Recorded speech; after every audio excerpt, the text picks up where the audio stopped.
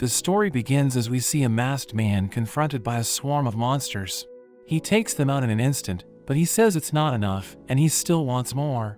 We cut to a man in a carriage, running away from goblins, but luckily for him, a group of warriors appear, and they are able to deal with the goblins. After their victory, they return to the town, passing by a hungry Fate, who is standing guard at the castle. He notices them, but is disappointed he can never be like them, because he is constantly hungry because of his useless skill, gluttony. The crowd is amazed as a group of holy knights pass through the town. They are the trio of the Berserk siblings, but we see they are terrible people as one of them kicks away a peasant in their way. They make their way towards the castle, and at the gate, the eldest Raphael gives Fate his pay by throwing it on the ground. As he tries to pick it up, Hato steps on his hand, but his stomach growls at that moment, and Raphael calls him disgusting. The siblings get mad at the growling, thinking it makes it seem like they don't pay him enough. They start beating him up, but he is saved by another holy knight named Roxy, who reminds the siblings of their duty as holy knights to be kind to the citizens they have sworn to protect. The siblings decide to leave, and Roxy helps Fate up. She consoles him by telling him that guarding the gate is honorable, and they are both equal in their job. Roxy takes over guarding the gate, and asks him to tell her if something like this happens again, but Fate says that he is used to it, and he decides to leave. We learn that Fate wants to protect Roxy by keeping a distance, and he doesn't want to get her involved as he fears that Raphael will hurt her too. Fate is encouraged by the bartender to stand up for himself, or he could end up dead like the last guy. On his way home, Fate curses his gluttony skill for still being hungry even though he had a meal. He wishes he could have been born with a more useful skill, and despairs that he can't do anything else, because he can't change how things are. Fate notices thieves jumping over the castle wall, so he hurries over to Roxy to tell her the situation, and she leaves him to take over her position as she runs off to find the thieves. As he waits for Roxy to finish beating up the thieves, one of them runs toward him. His instincts tell him to run, but the thought of Roxy trusting him with her position helps him muster the courage to stay. He prepares himself to fight, and notices that the thief is already injured. He gathers his courage and jumps toward the man, piercing him through his chest, and he suddenly hears a voice telling him that his gluttony skill has been activated, and his stats have been increased. Fate is confused, and the voice further tells him that the skills Identify and Telepathy have been added for him. At the same time, Roxy returns from her fight and is concerned for him, but he notices something strange, because he heard words coming from her, but her mouth didn't move. He reassures her and tells her that she can take credit for his kill, because it would cause problems for him if Raphael found out, so in return, Roxy offers him a job to work for her family. Fate considers his options, and eventually agrees to work for her family. Later that night, Fate notices that all his stats are in the triple digits, and he then realizes that he must have been using telepathy on Roxy earlier. He is still confused about what is going on, but is now confident he can defeat monsters with his improved stats. The following day, Fate goes out to look for a sword. But when the merchant finds out he is poor, he tells him he can only afford the trash swords in the barrel. He looks through the swords using his new Identify skill, and learns that all the swords are useless except one. When Fate examines that sword, he is shocked when it suddenly speaks to him, introducing itself as Greed, and telling Fate to buy him. Upon learning that Greed is knowledgeable about gluttony, he ends up deciding to buy it. We see the Berserk siblings talk about Roxy trying to hire Fate without informing them first, but Raphael feels there is no need to complicate things between them and the Hart's family, because they are both part of the 5 great families that support the kingdom, while noting Fate as being worthless. Raphael heads toward the military district, while his sister wonders what he's going to study, so he tells her his plan to learn how to become immortal. Later on, we see Fate walking with Greed in his hand, and it warns him of something fast approaching. A goblin appears out of nowhere, but Fate is easily able to kill it, which activates his gluttony skill, increasing his stats once again, and the skill strength boost is given to him. Swarms of goblins appear out of nowhere, but Fate remains calm as he cuts them down. After each kill, his gluttony skill is activated, and he ends up killing hundreds. When it's all over, he checks his stats, and is surprised by how much they have increased. Greed points out that Fate must be full, and Fate notices that his stomach hasn't growled at all that day, which has never happened before. Greed says that normally each person has only the skill they are born with, but thanks to gluttony, fate can steal the stats and skills of others, but it's not something that other people can know about. Fate realizes that he must always fight alone, but greed reassures him, saying he is not alone since he is with him. Fate takes all the goblin ears to get paid, and wonders about all the things he can buy as they enter the town, but is reminded by greed of his maintenance coming first. At that moment, they suddenly run into a man and a young girl who we see asking for help. Fate uses his skill Identify to assess the man's threat level, and finds that he has the skill to hide stats. Fate is suspicious, but says that they can't just ignore a girl's cry for help. They follow the man, and he tells the girl that she'll be sold as a slave to the Holy Knights. Greed warns Fate that the man is tough, so it's his last chance to run away, but Fate says he has finally gained the power he always wanted, and he will use it to protect the weak. We see an old nun speaking to a bunch of orphans, telling them about Holy Laplace, the creator of the world. She reveals that when Laplace left the world, she gifted people special powers known as skills, telling them about the time when there were no skills, and everything was peaceful. A nun barges into the room, saying she can't find a missing orphan. She leaves to continue her search, and the other nun wonders where the girl named Sahara has gone. We learn that the girl who has been kidnapped is Sahara, and as the kidnapper leaves, Fate takes this chance to save her. He rescues the girl, but the kidnapper appears behind him. The kidnapper calls him foolish, telling him that he has no chance of beating him.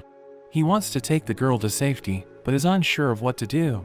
Greed advises him to step back, take advantage of the kidnapper's overconfidence, and wait for the right moment to attack. He tries to flee with Sahara, but they eventually reach a dead end. Fate launches a surprise attack, and as the man prepares to use his skill, Greed instructs Fate to strike him head-on. Fate charges at the man, delivering a decisive blow. Fate orders the man to tell him everything, but he refuses, so Fate proceeds to torture him, and he eventually tells Fate that he was ordered by Hato to kidnap Sahara. Fate takes Sahara to get some food after hearing her stomach growl, and he takes her back to the orphanage. He is surprised to hear Sahara's gratitude, because it's the first time someone thanked him. He approaches Sahara and gives her advice, the same words his father had told him in the past, but he had been unable to understand them up until now. No matter how hard things get, if you can laugh them off, one day you will find happiness. On the way back, Greed congratulates Fate on learning his first technical skill, the one-handed sword technique. A secret technique that allows him to attack twice in a single strike. Fate thinks he got lucky against the kidnapper, and he is determined to get stronger, so that he can win without relying on luck. The following day, Fate arrives at the Hart family estate, where Roxy greets him at the gate, and he is taken aback by her appearance. She takes him to the grave of her recently deceased father, revealing that he was killed 5 days ago in Gallia. Gallia is a continent dominated by monsters, and it's the duty of Holy Knights to keep them in check. Roxy explains that this duty fell to the Hart family this year, but unfortunately, a divine dragon came out of a 1,000-year solitude, wiping out the group led by her father. She tells him that she is currently the head of the house, and she is looking forward to working with him. As they are about to shake hands, Fate remembers that his telepathy will be activated, so he points towards a random person. We meet the chief mate Haru, who reminds Fate to conduct himself as a servant of the Hart family. A week goes by, as Fate continues to work in the Hart estate. He's talking with the other servants, when his stomach starts to growl, shocking the other servants, because they just ate lunch. He is called to meet Roxy, but his stomach continues to growl, and even Fate is confused by what is happening. Roxy tries to have a conversation with him, but he keeps thinking about why he's so hungry. Roxy snaps him out of it, and the two relate over their dead fathers, because they were both killed by monsters. She considers him as a member of the family, causing him to become flustered, but he suddenly loses consciousness. He wakes up in his room, where he sees a note from Roxy, telling him to take the day off. Fate questions Greed about his hunger, and Greed reveals that it is due to gluttony. The more souls Fate consumes, the stronger he'll become, but at the same time, his desire will also grow stronger, and he is destined to seek out souls to consume, until the day that he dies. Greed tells Fate that when his hunger is at its limit, it will show in his eyes, and he realizes that his eyes are red. Fate goes outside, and walks by a group of people, thinking they smell delicious, as Greed explains that his hunger boost has kicked in because his hunger is at its limit. Greed explains that it's a temporary power that helps him hunt prey, and the prey can be tracked by scent, saying weaker prey will be paralyzed by fear. We see them go outside the kingdom and find several goblins terrified. Fate massacres all of them and heads towards the hobgoblin forest. He continues to kill for several hours until his hunger is finally satisfied, but a goblin king appears out of nowhere and he uses his identify skill. We see that they're both almost equal in terms of stats, but the goblin king has a health regeneration skill. Fate goes after the goblin king and is disgusted to see the goblin devour a human. He launches a surprise attack, slicing off its arm, and the fight goes on, but all he can do is dodge its attacks. Greed tells him to attack, so he charges in, managing to overpower it, and he lands the finishing blow. Fate's stats increase significantly, and he gains the health regeneration skill. Greed reveals that with Fate's current stats, he can unlock Greed's first level in exchange for his stats. Greed explains that the first level will give him new functions, but Fate is shocked to learn that he needs to hand over all the stats he gained since they met. Greed reveals that Fate will lose the right to wield him if he doesn't unlock him, so Fate agrees to do it. He begins the process, and Fate can feel his power leaving his body as Greed transforms into a magic bow. He tells Fate that there is a goblin watching them, and he teaches Fate how to use the bow, which creates magic arrows when the string is pulled, telling him that he can aim wherever he wants, but the arrow will always hit its target. Fate takes the Goblin King's ears, and he leaves it at the orphanage door, as he believes that they need it more. The next day, Fate stops an intruder, but turns out it's Roxy dressed up as a peasant, trying to secretly go to town for inspection. She brings Fate along with her, and on the way to town, she asks Fate to show her his sword, but he's afraid that she might figure something out after she sees it. The sword slips from his hand, and Roxy catches it, but fortunately doesn't notice anything. She tells Fate that the sword needs some maintenance, saying she will take him to the Hart family's blacksmith. They finally reach the town, and are standing at a stall, when everyone tenses up as a holy knight approaches. Fate's stomach growls at the worst possible time, angering the holy knight. The knight tries to step on him, but Roxy stops him, catching everyone's attention. Everyone is looking at Roxy, trying to figure out if the peasant girl is actually Miss Roxy. Greed tells Fate that if they act as a couple, no one will think that the peasant girl is actually Roxy. Roxy overhears this plan when Fate replies to Greed, thinking it's a good idea, so she goes along with it, and they start acting like a couple, convincing everyone that the girl is not Roxy. While everyone is distracted, they both slip away, and they hide in the corner. Fate hears her thoughts, as she thinks about how her heart is racing, because this is the first time she has locked arms with a boy. Roxy decides that they need to keep moving, and they overhear people talking about all the dead goblins that were recently found. The rumors are that it was done by a wandering monster, but it doesn't explain why the goblin ears were donated to the orphanage in the slums. She asks Fate to take her where the warriors gather, saying she wants to investigate the wandering monster. Fate takes Roxy to the bar, where the bartender reveals that he has heard about a warrior who struck gold when he found a mountain of goblin corpses with their ears still intact. Roxy believes that it must have been a monster from a different region, and the bartender thinks this is bad for business because a lot of merchants travel through those goblin plains, so people won't travel because they fear that a monster might attack them. An old man enters the bar, and he joins the conversation, telling them the monster is a lich, which is why the holy knights are directly dealing with him. A group of warriors enter the bar and tell Roxy to join them for fun. Roxy pushes the man lightly, but he is sent crashing to the other side of the room, and they realize that only a holy knight can have that much power. Roxy finally reveals her identity, and the warriors apologize, trying to give her all the money they have. But she rejects it, telling them not to fear the holy knights, as she reveals that she dreams of a world where commoners and holy knights can laugh together. They go to the blacksmith, who finishes maintenance on Greed, so he now looks like a new sword. While going through town, Roxy explains that she didn't know about the hunt because it's being led by the Vlaric family, and they simply didn't tell her. We see Hato holding a child, explaining that he is simply taking a lost child into protection, but Fate takes the boy away, and Roxy tells them that they will take care of him. Roxy asks Raphael why she was not informed about the hunt, and he says that he didn't want to bother her, as she must have been busy mourning her father, The Vlerics decide to leave, while Fate and Roxy take the boy to find his mother, allowing him to reunite with her. After returning home, Fate asks Greed for a way to hunt monsters without Roxy finding out, and the next day, Greed tells him to buy a mask with perception warping magic, which will make him look different to whoever sees him. We see that Raphael has gathered the knights in a dark room, and they discuss the excursion to Gallia. Sometime later, a group of warriors find more dead goblins, and they look up to find a lich standing on a mountain of corpses. The terrified warriors call it a corpse, and they run away, as we see Fate enjoy the nickname given to him. The next day, Roxy goes up to Fate and tells him to go with her, because she has a secret mission for him.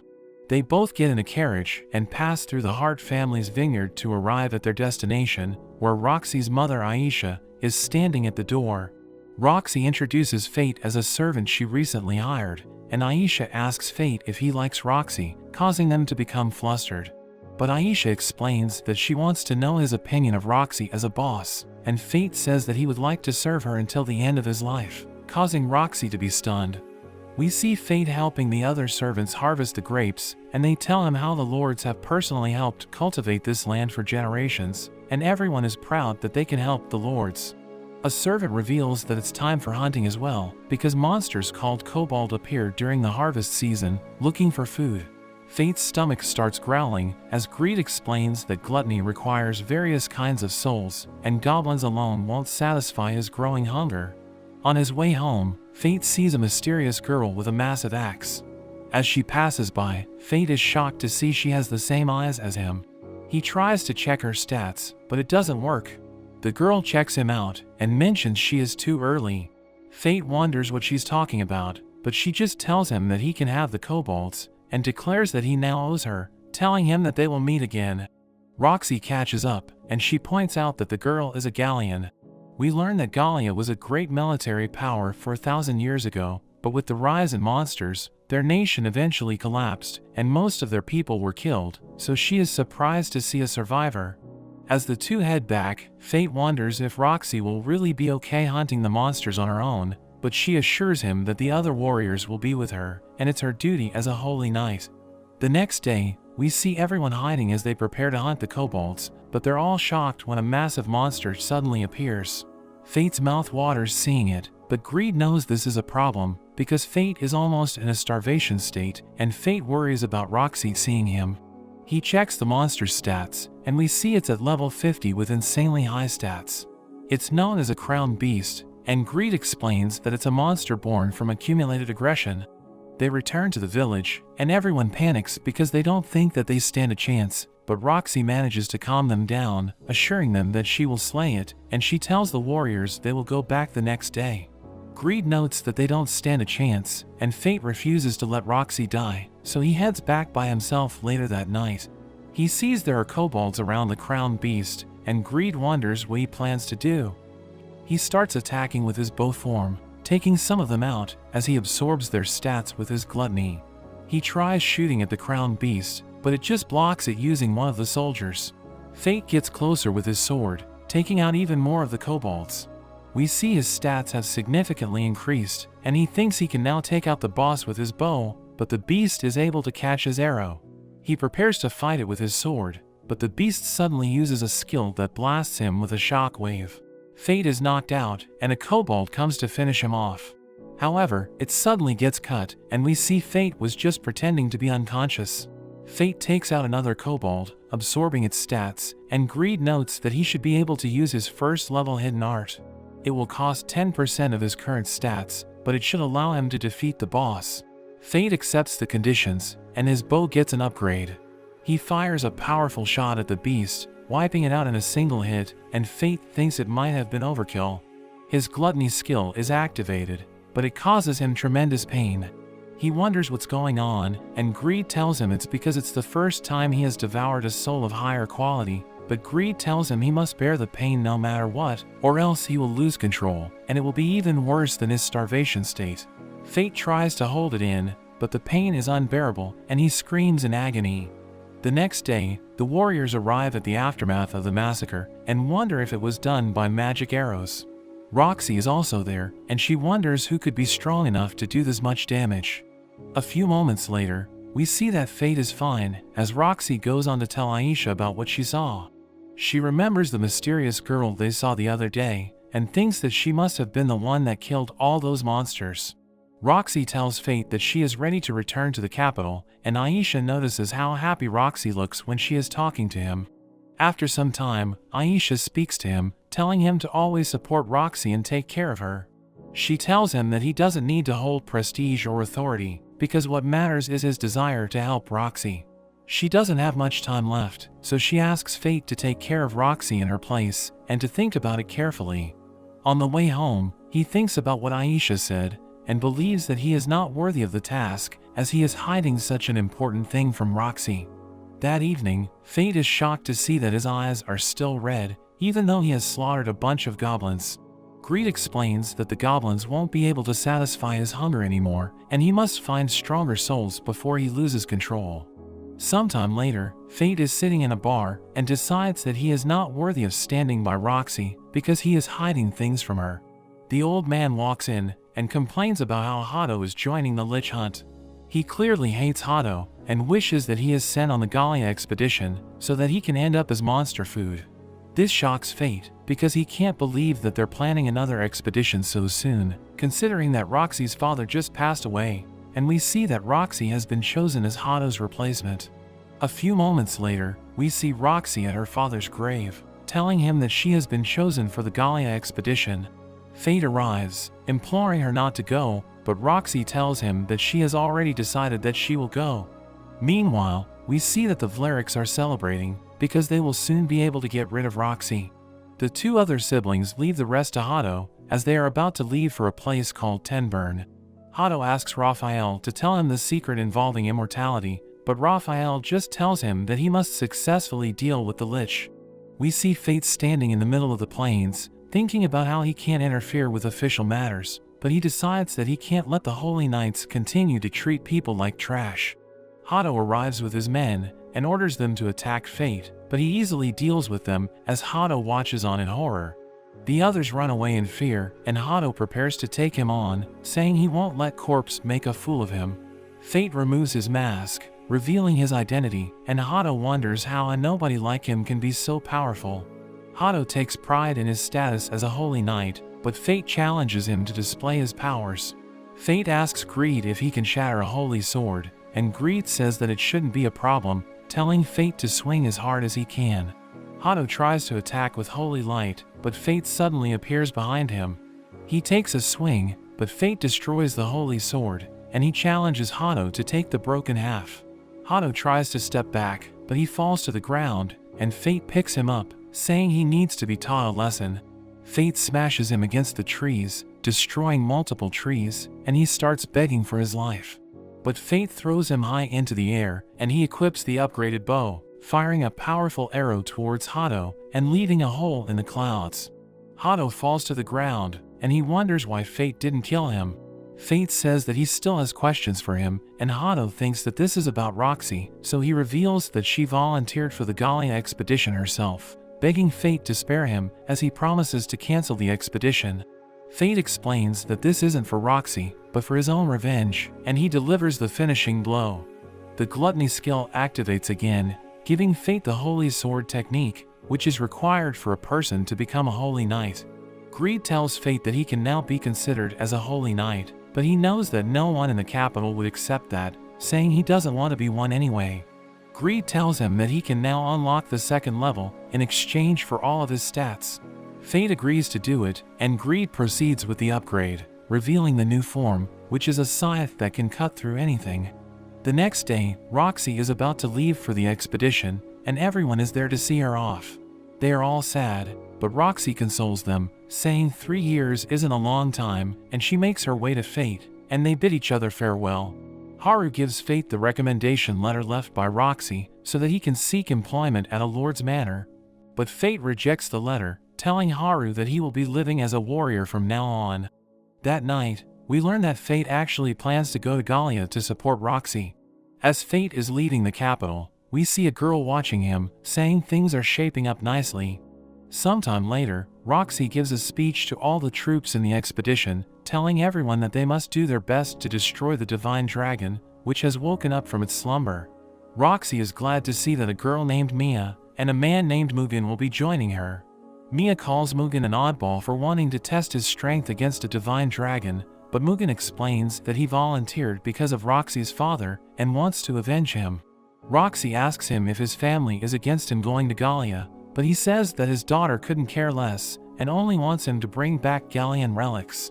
We see that Mugen's daughter Rain is working as a researcher in a lab filled with the goblins that Fate killed.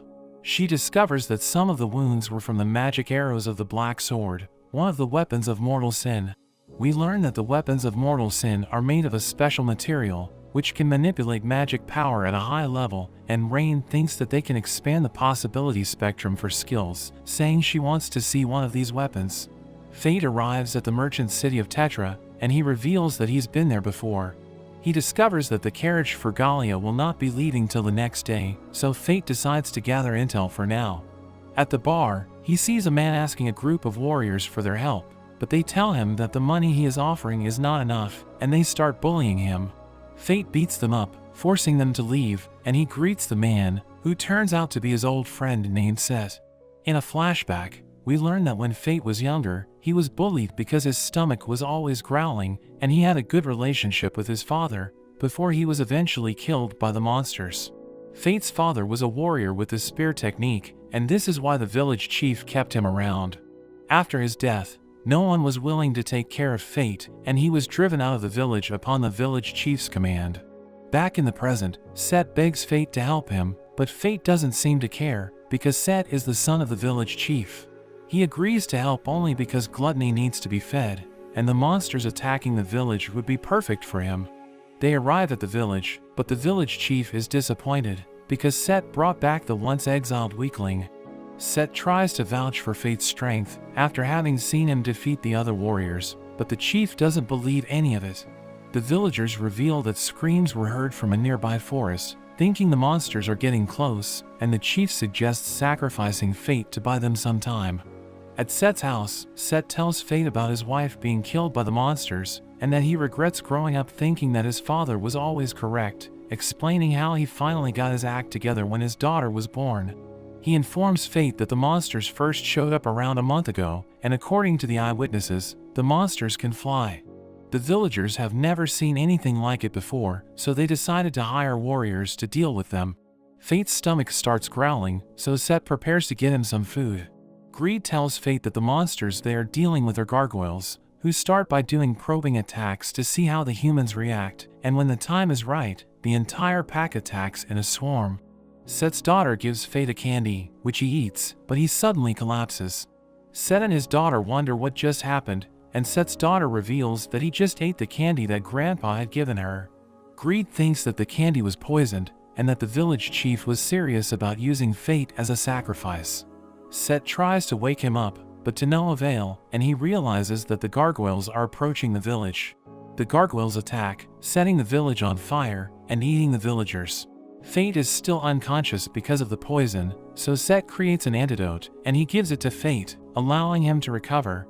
He realizes that they're under attack, so he rushes outside, and he sees the village in ruins. He checks the gargoyle's stats, and we learn that it has a skill which allows it to launch fireballs. Greed transforms into a scythe, as the gargoyles combine their powers, allowing them to launch a massive fireball. But Fate throws his weapon, slicing through the fireball, and it pursues the gargoyles, wiping them out. The scythe returns to Fate, and he acquires the fireball skill as the leader of the pack appears before him. He checks its stats, and we learn that it has the fireball skill, as well as the ability to resist fire. Greed thinks that it will try to launch fireballs at a close range, so as the gargoyle charges at Fate, preparing to attack, he delivers a devastating blow, slicing it in half, and killing it instantly. The next day, we learn that the village has been completely destroyed. Fate uses his Identify skill, revealing that the soil isn't healthy, so crops won't grow in that area. Set wonders why Fate chose to be a warrior, because he can earn a living with his Identify skill, but he tells Set that he has no choice but to fight. Set tells Fate to hit him, because he feels guilty for what he did, so Fate tries to punch him lightly, but he gets knocked down, as Fate realizes that he has become too strong. He tells Set to look after his daughter, and they bid each other farewell. We see Fate riding a carriage, as a man tells him to stay alert, because he is being paid to protect the carriage. A group of bandits block their path, causing the man to panic as he begs Fate to protect him. The bandits prepare to attack, but they are suddenly blown away as the mysterious girl appears, telling Fate that he owes her for the kobolds. The man allows her to ride the carriage, but as she enters it, the carriage tips over. She tells her weapon Sloth to return to normal, and this fixes the problem as Fate realizes that she can change the weight of her weapon. While in the carriage, the girl reveals that she knows about Fate's skill because she isn't so different, revealing that she also has a skill of deadly sin. She introduces herself as Mine of Wrath, and her stomach starts growling, so he gives her food, but she eats all of it, leaving nothing for him to eat. They arrive at the town of Lancaster, where we see a girl entering the gate, but she is greeted by ghosts, so she screams for help. A man named Rudolph arrives, defeating the ghosts and introducing himself as the Lord of Lancaster, grabbing the girl's attention. Fate learns that the expedition led by Roxy will be arriving in the town, and he is about to be paid for his services, but Mine takes it, saying she defeated the bandits. She suddenly falls asleep, so Fate carries her around the town as he notices that everyone has symbols on their necks. Greed thinks that the symbols represent the social classes, thinking the people must really love Rudolph because they allowed him to place symbols on their necks. But we see him executing his men because they have failed in their duty to convey his family's greatness, and we learn that the people are obeying him because they don't want to die by his hands. Fate arrives at a hotel where Greed reveals that he knows Mine, and that Sloth is also a weapon of mortal sin. He reveals that the skills of deadly sin were born by defying the divine laws, and that Gluttony has the potential to overturn the divine system of leveling because of its ability to consume souls. Fate notes that he can't satiate his hunger, seeing it as punishment for consuming souls, and he wonders why he was given the skill of Gluttony, revealing that he hates it because he has to keep killing just to survive. Greed warns him not to let his emotions disturb him because Gluttony could take over if his mind is weak, revealing that the trick to controlling his hunger is to sustain a state of near starvation. While going on a hunt, Greed advises Fate not to satisfy Gluttony at once and slowly get his fill. A Sandman appears, so Fate uses his bow, and he casts Fireball on the arrow before launching it at the Sandman, killing it instantly. Meanwhile, Mine wakes up, and she grabs something to eat. She learns about a creature known as the Sand Golem, which is threatening the people in the town, and it has a bounty of 100 gold. Fate continues to hunt Sandman, and he feels the presence of a powerful monster, realizing that it's time for the main dish. We see a group of warriors struggling against the Sand Golem when Fate joins the battle, saying he will take care of the monster. He checks the monster's stats, and we learn that it has the ability to create sandstorms. He launches a fire arrow, and he charges in, but the monster manages to push him back. It uses its skill, creating a sandstorm, but Fate transforms his weapon into a scythe, using it to launch an attack, which overpowers the sandstorm, destroying the monster's body. The monster's core tries to escape, hiding in the sand, but Fate uses his bow, launching a powerful arrow, which chases the core, destroying it in an enormous explosion. The next day, Fate receives 100 gold for defeating the Sand Golem, but Rudolph suddenly appears, telling Fate to serve him, as he explains that Fate has no right to refuse, because his decision is final. Mine tells him that Fate belongs to her, but he calls her a child, so she hits him, blowing him away. Fate knows that they're in trouble, so he tells Mine that they should leave the town. They ride the carriage, as Fate wonders why Mine eats a lot, and she reveals that anger burns plenty of calories.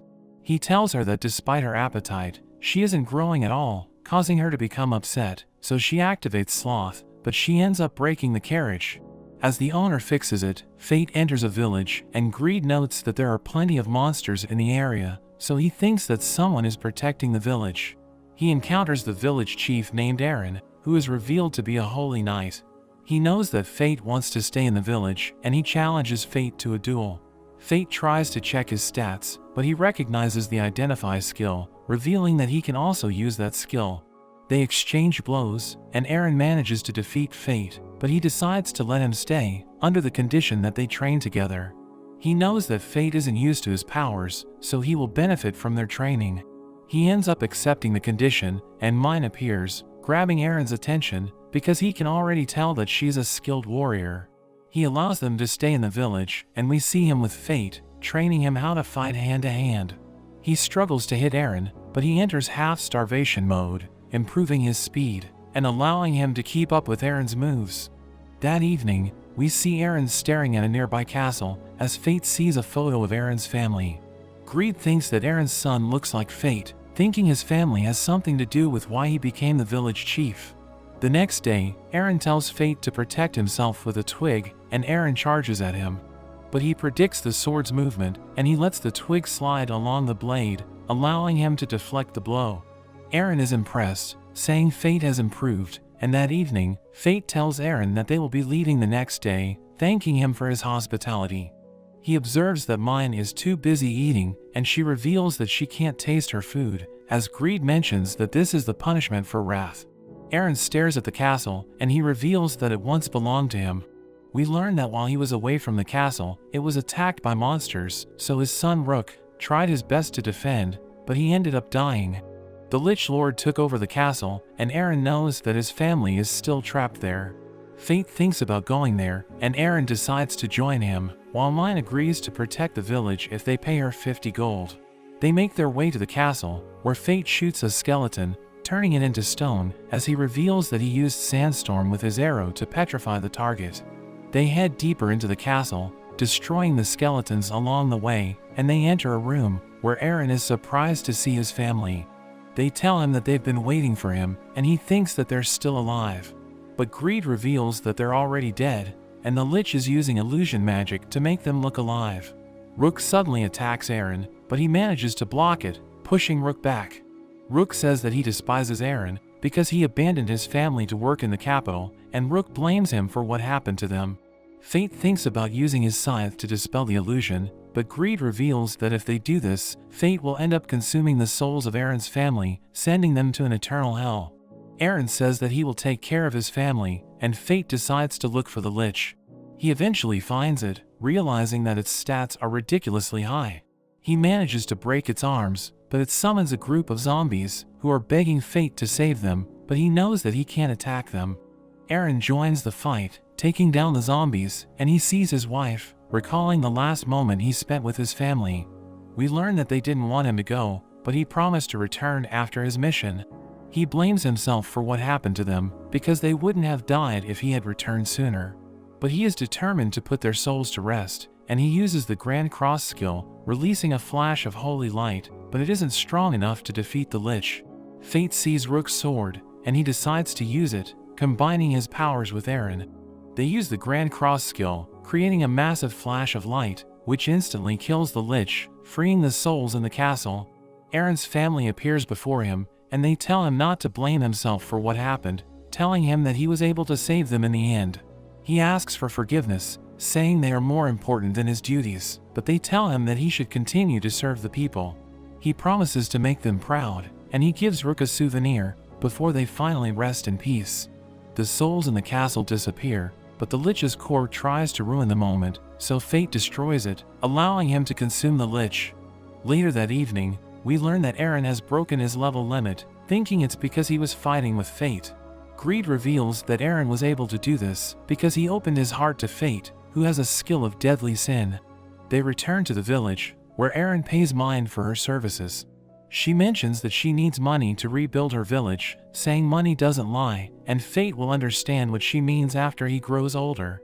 Eren reveals that he saw her 50 years ago, and that she was already a perfect warrior, but her appearance hasn't changed at all. She tells him that he might be able to reach her level after he trains for 1,000 years, but she knows that he won't be able to live that long, because he's only human, saying she is a ghost who isn't allowed to die.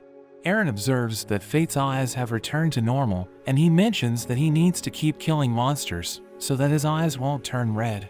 Eren seems to know about gluttony, telling him to return to the village after his quest, because there is something he needs to know.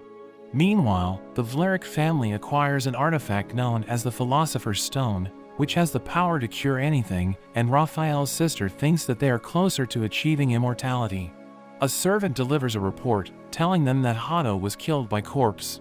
The servant mentions that Corpse isn't a monster, but a warrior, and Raphael wonders who he is, wanting to avenge his fallen brother. Fate and Mine continue on together, and Fate comments on her constant eating once again, but she shares some with him and she takes a nap on his lap. He tries asking Greed about her, but he still refuses to tell him anything, saying he will need to find out for himself. Meanwhile, Roxy's group arrives at Aaron's castle, and they are amazed that the lich occupying the castle was defeated. Aaron greets them, and Mugen pays his respects. Roxy is about to introduce herself, but Aaron reveals he knew her parents, and he was the one that actually named her. They ask him about how he defeated the lich, and he admits that he had some help. Roxy asks for their name, but we see Fate asked Aaron to keep his identity a secret, so he says he's unable to tell her. Aaron can tell they are headed for Gallia, so he offers to give Roxy some training as her godfather. Fate and Mine arrive at a ruin, wondering where they are, and Mine reveals this is where she was born. They come across a huge cocoon, and Greed notes that it's a chimera, a weapon which was created in Gallia long ago by patching different monsters together. Fate checks its stats, and we see they are absolutely insane, but Mine thinks they have a chance since it's still an infant. She tells him it's time for him to return the favor, revealing that it can't die as long as its soul is intact, and Fate realizes she wants him to use his gluttony skill to eat its soul.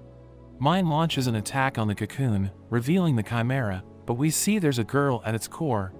Fate doesn't want to eat her soul, but Mine tells him it's just a monster using a human's skin. The chimera launches an attack, creating a wave of lava, but Mine manages to stop it. She cuts off one of the chimera's arms, and Fate shoots it with his petrifying arrows, but it seems to have no effect, and the chimera's arm also regenerates. Fate wonders what they should do, and Mine continues her attack. Fate notices she's even stronger than before, and Greed notes that the more she swings Sloth around, the stronger and heavier it gets, but it becomes harder to control. However, it's not enough, and the creature starts to evolve. Mine tells Fate to get back, but this reminds him of Roxy, and he thinks he's being saved once again. He refuses to just sit back, and he decides to use his half-starvation mode. Mine warns him it's dangerous, but he continues to use the power. He sacrifices 10% of his stats to shoot an upgraded petrification shot, and Mine activates Sloth, knocking down the chimera, but it suddenly uses a barrier skill to protect itself, and Fate switches to his scythe to cut through. The barrier pushes him back, but Greed tells him to aim for the flow of mana. He manages to shatter the barrier, and the girl cries in pain. The chimera starts to fly away, and it seems Fate is reaching his limit. Mine tells him to get on her axe, and she launches him up into the sky. Greed tells him he can now use the second stage of his ultimate at the cost of 20% of his stats, and Fate agrees, upgrading his scythe. But as he gets closer to it, the chimera traps him in its barrier, preparing to burn them both up. But Fate delivers the finishing blow, stabbing the girl, but this triggers his telepathy skill. We see the girl's past, and it seems like she knew Mine. Fate's gluttony skill activates, but he just feels her loneliness, instead of his usual excitement, and Greed says it's because she was one of his kin. We see Mine at the girl's grave, and Fate asks her how she knew the girl. Mine says it was a long time ago, but she knows that she must take them out once they become a chimera, or else they will just cause more suffering for others. Fate thinks it could happen to him, so he asks Mine to kill him if he's ever no longer himself. Mine hugs him, but she agrees with his request. Fate prepares to head for Babylon, but Mine intends to rebuild her village. She gets the feeling he'll be dead before they meet again, and we learn Fate unlocked Greed's new form, which is a magic shield. She calls him dumb for resetting his stats in such a place, and Fate begs her to help him hunt so he can regain his stats. They end up splitting up, and Fate makes it to the city of Babylon, the fortress that separates the kingdom from Gallia. Fate looks for the gate, and Greed tells him he's going the wrong way, revealing he once visited with his previous wielder. Fate asks about them, and we learn they also had a deadly sense skill, but they didn't survive for very long. When they get inside the city, Fate can't believe how expensive things are compared to the capital, but there's suddenly an announcement that the new lord has arrived, and the people are excited to see Roxy, but Fate suddenly notices a strange presence, and it seems they are after Roxy's life. We learn that there are criminals gathering at the city of Babylon because their crimes would be forgiven if they prove their strength. Fate thinks that the soldiers need all the help they can get, so he believes that this is the perfect place for him. We cut to Roxy, as she meets the Holy Knight Alistair, who is the officer in charge of Babylon. He reveals he was there when her father was killed, saying he feels guilty for failing to protect him. But she tells him not to worry, saying she is going to help him fight the monsters, and they agree to work together. Meanwhile, Fate notices a scabbard, and Greed tells him to buy it. He meets the shopkeeper Jade, and he inquires about the item. But Jade tells him that it's only there for display, saying he can create one for Fate's sword.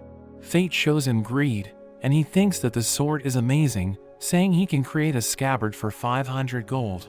But Fate can't afford it, so he decides to leave, and he complains about how everything is so expensive in the city. A band of warriors call out to him, and they are about to invite him to join their party, but they think that he looks weak, so they decide not to work with him. While going on a hunt, Fate notices something in the air, as Greed explains that the spores in the area are toxic, advising him not to inhale it. He encounters a group of orcs, so he prepares to take them on, but the warriors suddenly arrive, and they start killing the monsters. But he sees another group approaching, thinking they are planning to surround the warriors, so he charges in, as they fire arrows at him. But he uses Greed's new magic shield form, destroying the arrows, as Greed claims he can withstand any attack in this form. He advises Fate to rush the orcs, so he dashes forward, blocking their attacks, as he rams his shield into them, taking them all out in an instant. After the fight, he wonders why his gluttony skill didn't act up, because he usually struggles after consuming plenty of souls, thinking it must be because of his training with Aaron. He goes to the exchange, planning to sell his loot, but the warriors accuse him of stealing, saying the goods belong to them. He tells them to back off, but they continue to pester him, threatening to kill him, so he beats them up. He receives 100 gold for his loot, and at that moment, Roxy enters the room, asking him if he's responsible for the mess. But he explains that he acted in self-defense, and she feels responsible for being unable to maintain the order in the city, so she decides not to punish him. But she tells the warriors that they are going to spend the night in prison, saying they should reflect on their actions. Mia tells Fate to remove his mask, but Roxy tells him that it won't be necessary, as she inquires about his identity. He tells her that his name is Corpse, and she finds him strange, advising him to take care of his appearance because he looks like a mess. We see him walking around the city, and he is glad that Roxy wasn't able to recognize him, but he thinks about his appearance, thinking he can't afford to clean himself up. But at that moment, Jade approaches him, revealing that he has just opened his shop, and he tells Fate that he has an offer for him. He takes Fate to his shop, saying he knows what happened in the exchange, so he sees potential in Fate, asking him if he can wear a suit of armor for advertising. He agrees to work with Jade, so he gives Fate a suit of armor, saying he can have it for 80 gold. He is surprised that Jade is charging him for this, because he thought that it's free, but after seeing his reaction, Jade agrees to give him a discount. While walking around the city, Fate notices a group of people gathering at a tavern, so he decides to check it out, but he gets a strange feeling as he sees a girl. The girl approaches him, telling him that she's been waiting for him, and she already knows who he is, introducing herself as Eris, the sin of lust. They spend time together, as Fate notes that he's getting a strange feeling whenever he looks at her. She explains that this is a side effect of her lust skill, revealing that people fall in love whenever they look at her. She reveals that she has been watching him for a long time, knowing he defeated the Chimera, but she tells him that there are more Chimeras in Gallia, and she thinks that the Holy Knights aren't strong enough to defeat them. She tells him the reason why she's been waiting for him, revealing that she is a guardian of the kingdom and she is working towards a better future. She says that Roxy's death would benefit the kingdom, telling him that she needs to die in Gallia, but he becomes upset, wondering if she plans to kill her. Eris explains the phenomenon of aggression, saying a monster's hatred lingers after it dies, and it accumulates over the years, until a crowned beast is born. She tells him that this can also occur for humans, explaining that the people hate the Holy Knights, and Roxy is the only one they love. So her death would accumulate more aggression, and this would give birth to a powerful human, who will serve the kingdom in the future. But Fate doesn't want her to die, so he becomes furious, and he decides to leave. However, Eris notes that the plan is already in motion, and nothing can stop it. We see Roxy fighting the orcs, and they appear to be winning, but we see Alistair staring at Roxy, and it looks like he's up to something. Alistair reports that they have lost contact with the material gathering squad at the Great Canyon in Gallia. Roxy worries for them, so she immediately orders a rescue mission. Meanwhile, Jade tells Fate about the duskstone material needed for his scabbard, but notes that he's run out of it. Greed suggests finding the duskstone themselves, and we learn that it can only be found in Gallia. Jade marks a map for them, and they prepare to head off. Along their way, they come across more orcs, but Fate easily runs through them with his shield. We see Roxy's group heading to the Great Canyon, but they seem to have trouble navigating, because compasses don't work in Gallia. However, Roxy notes that they can approximate their location by the concentration of orcs, because there's an orc colony near the canyon, so the more orcs there are, the closer they should be. Fate rests for the night, but he finds himself in a strange dream. He sees the girl from the Chimera, and she tries to tell him something, but he isn't able to hear what she's saying. Everything suddenly turns red, and his fallen foes emerge, dragging him down into the water. He wakes up from the dream, wondering what it meant, but he detects monsters approaching. Using his night vision skill, he sees 4 salamanders closing in. He shoots one of them with his petrification arrows, but notes that they are behaving strangely, because they would usually run after receiving such an attack, so Greed thinks they are being controlled. The salamanders arrive at Roxy's camp, and they surround them on all sides. The salamanders breathe fire, causing chaos, but Mia tries to fight back with her magic sword. However, it has no effect, and she is blown away. The salamander prepares to bite them, but Fate arrives just in time. He manages to take out the salamanders, and Roxy thanks him for saving them. Fate points out the markings on the salamanders' heads, and the others find it strange that 4 crowned beasts would be working together, and they seem to be targeting Roxy. They manage to make it to the Great Canyon, and they end up going their separate ways. Fate continues to explore, and he finds monsters that have been petrified. He sees Eris up ahead, wondering what she's doing there, but he loses track of her. He suddenly notices a chimera, but it doesn't move, and Greed notes that it doesn't have a core. However, there are 2 other holes in the wall, so it seems there are 2 other chimeras. The ground suddenly shakes, and there's an explosion over in Roxy's direction, so Fate rushes to find them. We see Roxy's group being attacked by the 2 chimeras, and Mugen gets hurt trying to protect Mia. Fate arrives to save them, shooting at the chimeras, and Greed notes that their regeneration is slower than the other chimera they fought. Fate tells Roxy about the chimera's weakness, telling her to aim for their core. They charge in together, and the chimera creates fire around them, but Fate has resistance against it. The chimera tries to protect its core, but Fate cuts its legs, creating an opening, and Roxy delivers the finishing blow. There's one more left, but it suddenly jumps up into the sky. They prepare to attack it as it lands, but it ends up causing the ground to split. Fate and Roxy fall through, but Fate grabs onto Roxy to protect her with his body. When Fate wakes up, he sees how far they fell, and he starts to panic when he notices his mask is gone. Roxy wakes up, but he manages to find his mask. He uses his fire magic to light up the area, and he asks if she managed to find her lost squad, but she tells him she couldn't save them. She asks how he knows so much about the chimeras, and he tells her that a Gallian told him about them. Roxy deduces that it was mine, and mentions the rumors that she was traveling with a man wearing a skull mask. Fate admits it was him, and Roxy is pleased she guessed correctly. Fate gets embarrassed from her staring, but she mentions how he reminds her of someone she knows.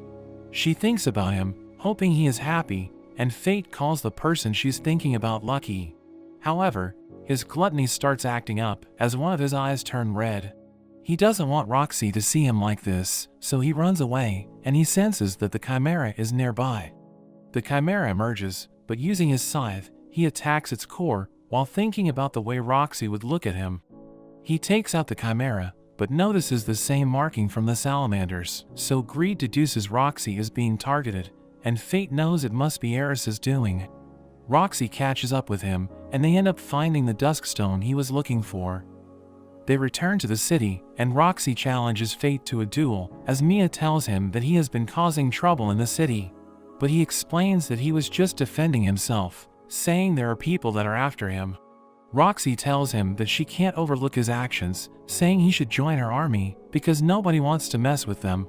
but he refuses to join them, so she prepares to fight him, telling him to draw his sword, but he leaves it in the scabbard, so she thinks he's underestimating her. She tells him that she won't hold back, and they start to fight, as he wonders why he can't overpower her, because his stats are supposed to be higher. He realizes that her technique is superior, and she manages to land a hit, leaving a crack on his mask. She threatens to expose him if he doesn't fight seriously, so he unleashes the power of his scabbard.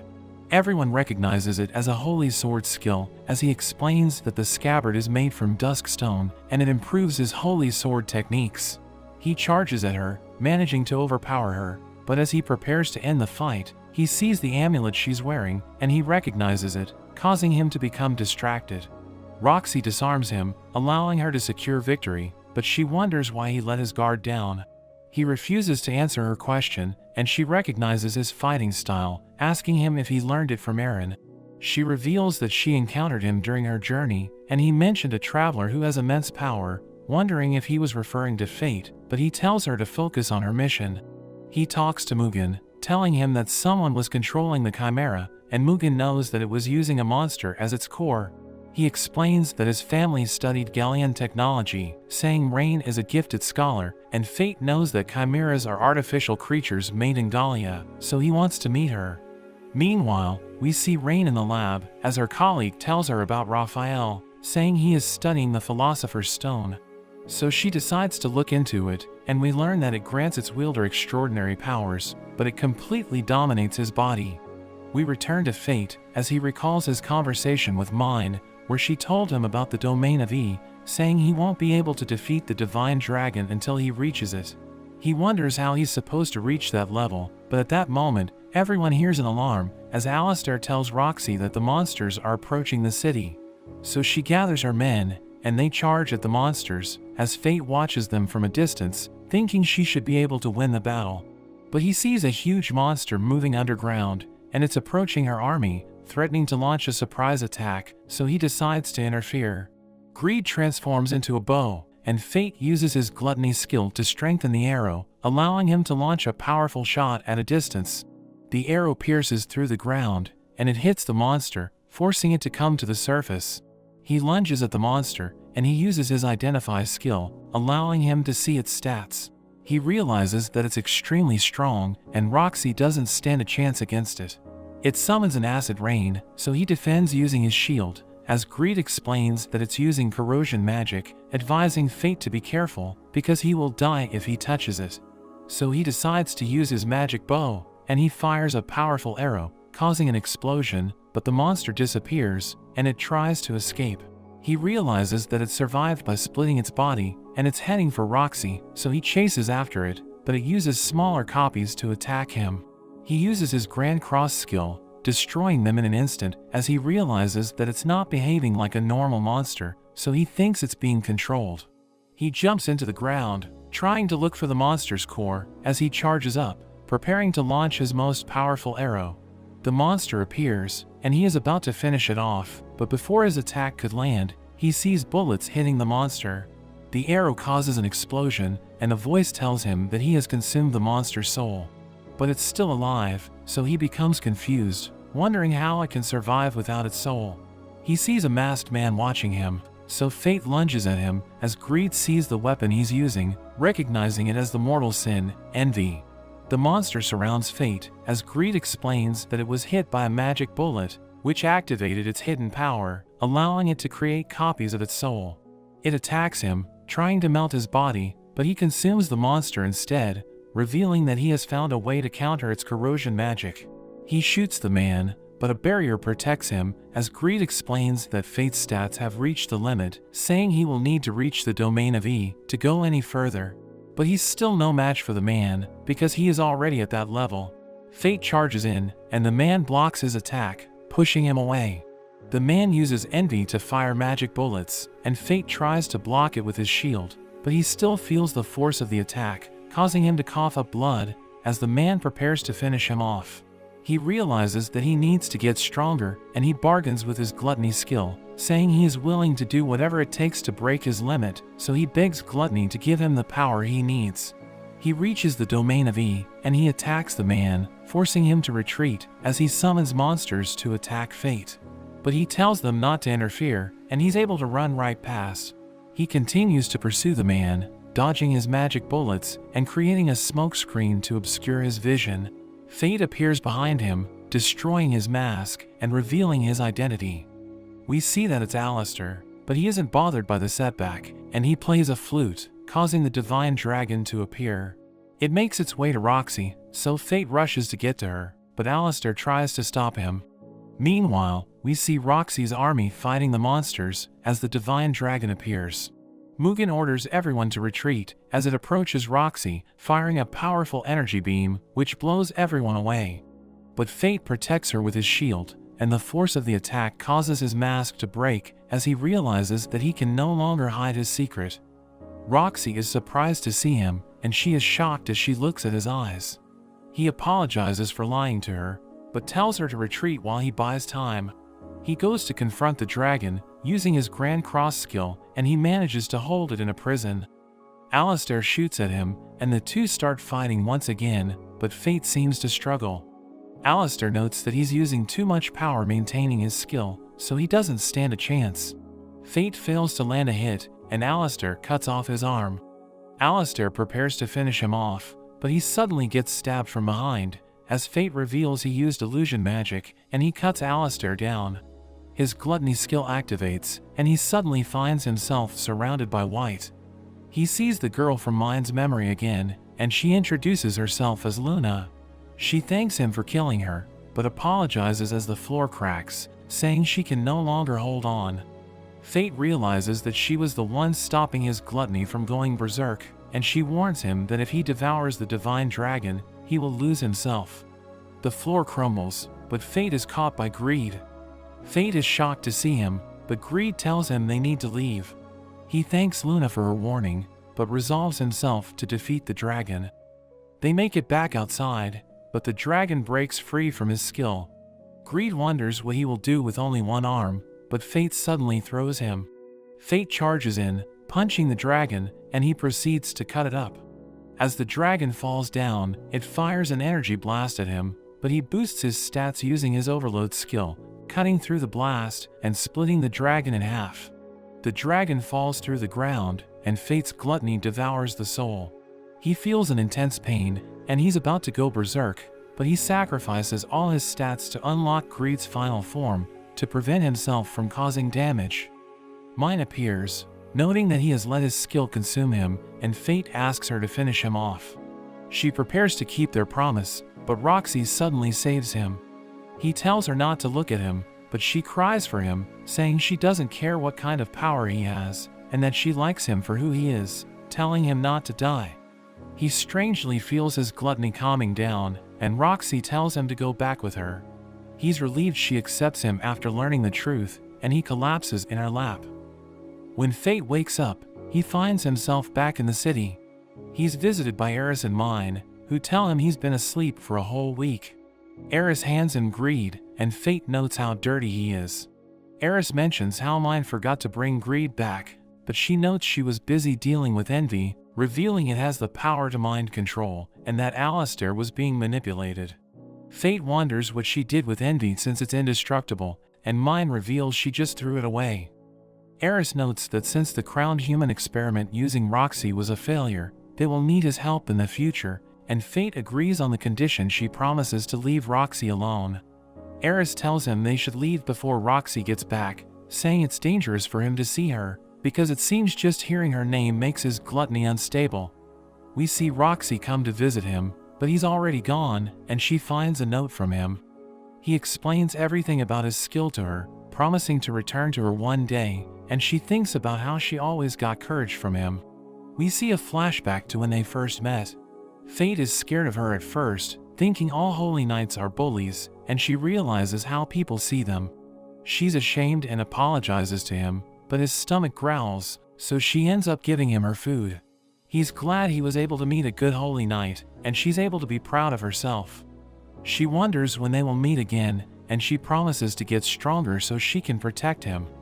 We see Fate using Greed's new staff form, and he's able to restore his arm.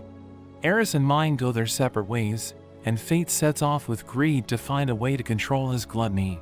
But that's where this video ends. Remember to like and subscribe to the channel. Thanks for watching, and I'll see you next time.